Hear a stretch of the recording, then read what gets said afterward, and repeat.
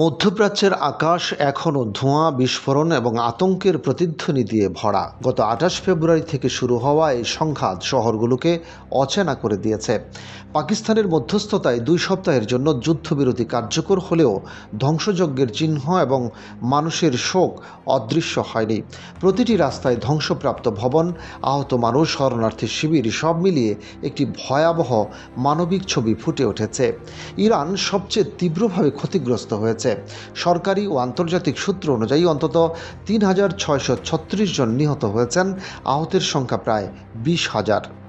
ইরানের রাজধানী ও গুরুত্বপূর্ণ শহরগুলোতে প্রশাসনিক কেন্দ্র ধ্বংসপ্রাপ্ত, হাসপাতাল এবং জরুরি পরিষেবা ব্যাহত, মানুষের জীবন বিপন্ন, খাদ্য, পানি এবং চিকিৎসার তীব্র সংকট দেখা দিয়েছে।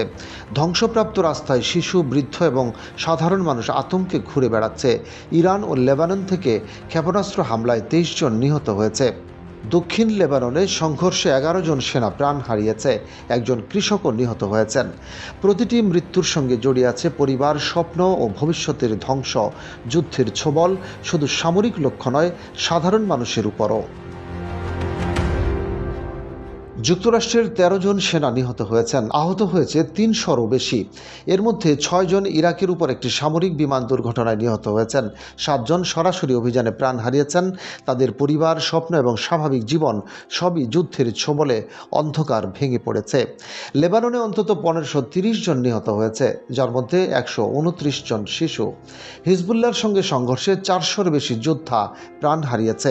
এছাড়া ১০ জন সেনা ও ৩ জন জাতিসংঘ শান্তিরক্ষী নিহত হয়েছেন। শহরগুলোতে ধ্বংসস্তূপ এবং আতঙ্কের আবহাওয়া, মানবিক সংকটের চিত্র ফুটে উঠেছে। ইরাকে অন্তত ১১৭ জন নিহত হয়েছেন। এতে বেসামরিক নাগরিক, ইরান সমর্থিত মিলিশিয়া, কুর্দি মেশমার্কা এবং পুলিশ সেনা সদস্য অন্তর্ভুক্ত।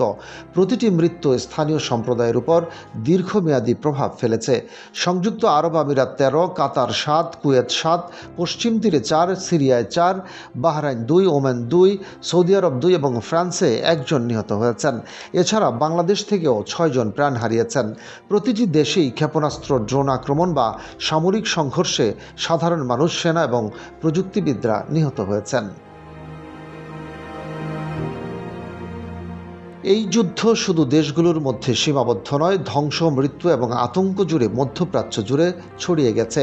আশ্রয়হীন মানুষ, ক্ষতিগ্রস্ত শহর, ধ্বংসপ্রাপ্ত হাসপাতাল এবং খাদ্য ও পানি সংকট সব মিলিয়ে একটি ভয়াবহ মানবিক বিপর্যয়। শিশুদের কান্না, পরিবারগুলোতে ভাঙন এবং প্রতিটি শহরে আতঙ্কের ছায়া এখন প্রতিদিনের গল্প। বিশ্লেষকরা বলছেন, সাময়িক যুদ্ধবিরতি পরিস্থিতি কিছুটা শান্তি ফিরিয়ে আনতে পারে, কিন্তু স্থিতিশীলতা আনতে কূটনৈতিক প্রচেষ্টা ছাড়া বিকল্প নেই। মধ্যপ্রাচ্যের আকাশ এখনও বিস্ফোরণের স্মৃতি, মানুষের কান্না এবং অজানা ভয়ের ছায়া নিয়ে ভারী। যুদ্ধের এই প্রভাব শুধু সামরিক নয়, মানবিক, অর্থনৈতিক এবং রাজনৈতিক দিক থেকেও দীর্ঘমেয়াদী। রশিদ কামাল, বাংলাবাজার পত্রিকা।